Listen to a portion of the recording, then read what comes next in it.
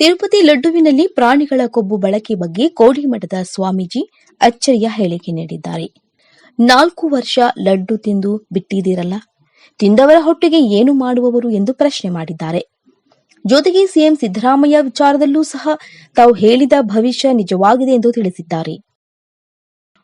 ಆಂಧ್ರಪ್ರದೇಶದ ತಿರುಪತಿ ಲಡ್ಡುವಿನಲ್ಲಿ ಪ್ರಾಣಿಗಳ ಕೊಬ್ಬಿರುವ ಆರೋಪದ ವಿಚಾರವಾಗಿ ಕೋಡಿಮಠದ ಸ್ವಾಮೀಜಿ ಅಚ್ಚರಿಯ ಹೇಳಿಕೆ ನೀಡಿದ್ದಾರೆ. 4 ವರ್ಷ ಲಡ್ಡು ತಿಂದು ಬಿಟ್ಟಿದ್ದಾರಲ್ಲ, ತಿಂದವರ ಹೊಟ್ಟೆಗೆ ಏನು ಮಾಡುವವರು ಎಂದು ಸ್ವಾಮೀಜಿ ಕೇಳಿದ್ದಾರೆ. ಧಾರವಾಡ ನಗರದಲ್ಲಿ ಕೋಡಿಮಠದ ಶಿವಾನಂದ ಶಿವಯೋಗಿ ರಾಜೇಂದ್ರ ಸ್ವಾಮೀಜಿ ಪ್ರಚಲಿತ ವಿದ್ಯಮಾನಗಳ ಬಗ್ಗೆ ಪ್ರತಿಕ್ರಿಯಿಸಿದ್ದಾರೆ. ತಿರುಪತಿಯಲ್ಲಿ ಕೃಷ್ಣ ವೆಂಕಟೇಶ್ವರ ಇದ್ದ, ಈಗ ಸ್ಥಳ ಸ್ವಚ್ಛತೆ ಮಾಡುತ್ತಿದ್ದಾರೆ. ಸ್ಥಳ ಸ್ವಚ್ಛತೆ ಮಾಡುವುದು ಧರ್ಮಶಾಸ್ತ್ರ, ಆದರೆ ತಿಂದವರ ಹೊಟ್ಟೆಗೆ ಏನು ಮಾಡುವವರು ಈಗ? 4 ವರ್ಷ ಲಡ್ಡು ತಿಂದು ಬಿಟ್ಟಿದ್ದಾರಲ್ಲ, ಅದರ ಬಗ್ಗೆ ಸರ್ಕಾರವೇ ಹೇಳಬೇಕು ಎಂದರು.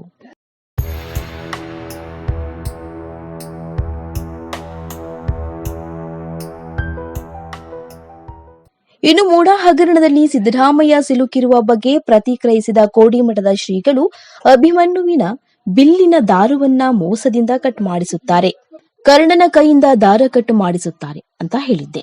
ಈ ಭವಿಷ್ಯ ಧಾರವಾಡದಲ್ಲಿಯೇ ಹೇಳಿದ್ದೆ.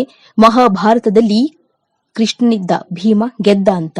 ಇಲ್ಲಿ ಕೃಷ್ಣ ಇಲ್ಲ, ದುರ್ಯೋಧನ ಗೆದ್ದ. ಅಭಿಮನ್ಯುವಿನ ಹೆಂಡತಿ ರಣರಂಗ ಪ್ರವೇಶಿಸುತ್ತಾಳೆ ಎಂದಿದ್ದೆ, ಈಗ ಏನಾಯ್ತು ಎಂದರು. ಸಿದ್ದರಾಮಯ್ಯ ಜೀವನದಲ್ಲಿ ಎಂದಿಗೂ ಹೆಂಡತಿ ಹೊರಗೆ ಬಂದಿಲ್ಲ. ಇನ್ನು ಮುಖ್ಯಮಂತ್ರಿ ಸಿದ್ದರಾಮಯ್ಯ ಅವರ ಪತ್ನಿ ಪ್ರಾವೀತ್ಯತೆ ಇರೋ ಹೆಣ್ಣು ಮಗಳು, ಎಲ್ಲಾ ಕಡೆ ಅವರ ಹೆಸರು ಬಂತು ಎಂದರು.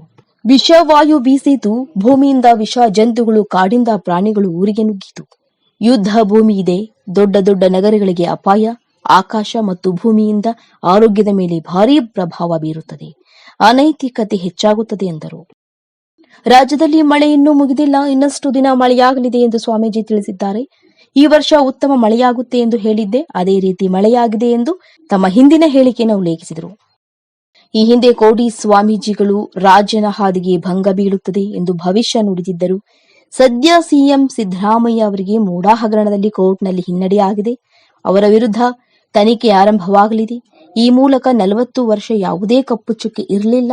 ಸದ್ಯ ಮೂಡಾ ಹಗರಣದ ಮೂಲಕ ಅವರ ರಾಜಕೀಯ ಹಾದಿಗೆ ಭಂಗ ಆಗಿದೆ.